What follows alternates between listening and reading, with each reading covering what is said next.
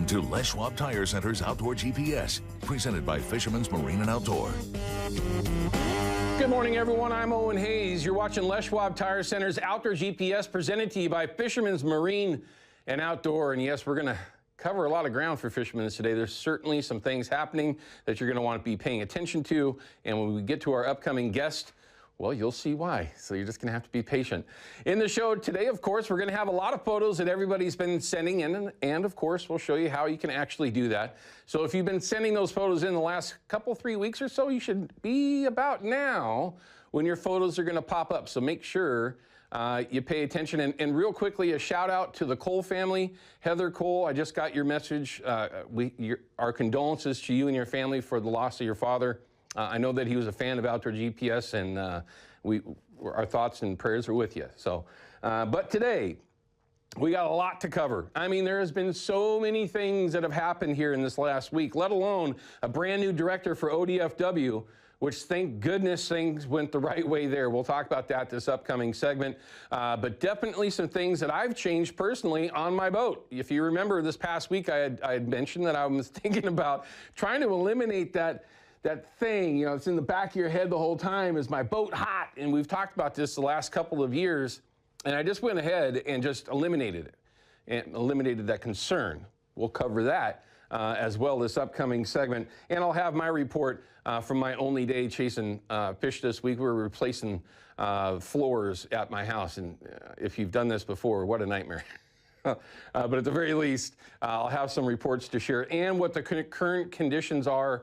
Things have changed on the Willamette just like that. We talked about this past week. It was a huge bounce. Turbidity blew out and things turned over. It took a day or so, maybe a little bit longer than we may have expected. But in the last 48 hours or so, things have really turned on.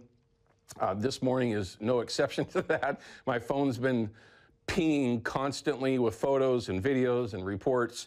Again, we'll cover that this upcoming segment. We got a lot to cover there, at least as much as I can in the short segments, right? Y'all understand how that works out. But special guest in the studio. It's been way too long. We're going to have Josh Cooper here in the studio to talk about Beckman nets and P-line. Some great stuff going on with both. But I got to ask, what is this photo? What is that, Josh? Is that a shrimp? Look right there. That's a lobster. A lobster. Where'd you catch that? Bahamas, on the flats. Were you trying to catch it? I caught it by hand. He caught it by hand. I just had to ask, okay? I mean, obviously, Josh has been around for a long time. One of the most talented rod designers as well, not to, you know, fluff you too much, but no question. But to see a lobster, I thought that was kind of cool. Anyway, we're going to have Josh in here. We're going to talk about Beckman nets and P-line, some really cool things going on with P-line that you're going to be very interested in, especially if you love to go over to Fishman's, which all of you do. We'll have that info as we go through the show with him. We're also going to have our Chevy Tech Tip of the week with Josh. We're going to talk about their newest line, the Endurex, and what the advantage of this really is. You all probably use braided line. It's been our go-to for pushing 20 years now. That's easy to say. I'm getting old. and longer than that, quite honestly. But the same issue that all of them have is that they fade out, right? Doesn't matter what manufacturer it is, and even P-lines, other products, they fade. That's what happens. It's also a good reason why sometimes you end up changing your line out, right? Well, this line doesn't do it at all. It's actually guaranteed for life against that. Very interesting technology, and we're going to talk to them about it, how that can be an advantage for you. And overall, when you're using braided line on your main line, when you can have line on there for 2, 3, 4 seasons, depending on how long or how much you fish each year, and then let alone the ability to flip it, you're talking about several years worth of line on there, and if it doesn't fade, that's an advantage all by itself. Certainly avoid the necessity of using a Sharpie or whatever to darken it up at the end of your line, right? We've done that. I'm assuming that you may have as well. So we're going to have a chance to cover that in that Chevy Silverado Tech Tip of the week. Also, we'll have the deal of the week for Fisherman's Marine, which if you are in need of a good Beckman net, you're going to have to pay attention to that. They kind of tied all that together. Also, I'm going to have my net as well, the one that I use every day when I'm in the boat at least. primarily set up as a solo angler. I spend most of my time fishing by myself. My friends have real jobs. It's just a setup that I have found to be perfect for that situation, so we'll cover that later on in the show as well. But let's go ahead, because we don't have any calls that are hanging. Let's show you some of the photos that everybody's been sending in. And these are the photos that we just love. Look at that. The technology of phones these days is just nuts. That's just a great photo. Beautiful. John, thanks for sending that in for Springer of 2024. And that looks kind of like a trib to me. I'm looking forward to that. Here's another. And we're going to be seeing a bunch of these, everyone. That's on the Willamette. That's a dandy. I haven't seen one like that yet this year. I do have a photo to show you from yesterday, but it ain't that big. Unfortunately, one of these days I might get lucky and get an adult. Fourth generation turkey hunt. Looks like 4 different generations, by the way. Kevin, great photo. Congrats on the turkey. Been a lot of turkeys, photos coming in of that. The populations have done great, and hunting this year has been excellent.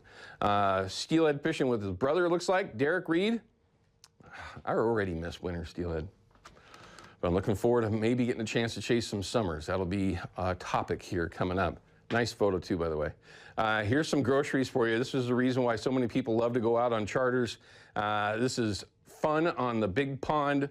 Anna, thanks for sending that in. Remember all those things that we did for years with Rob Dalton, going out with Garibaldi charters and this and that? Just tons of fun, and it's a great way to get the whole family out on charters, no matter where it is or who it is, and hopefully have some success. But here's a great one. You see, this is cheating. What can you do? That looks like that's at Fisherman's Marine, where they actually do their spring Chinook Derby that's currently going on. Cameron Brown, thanks for sending it in.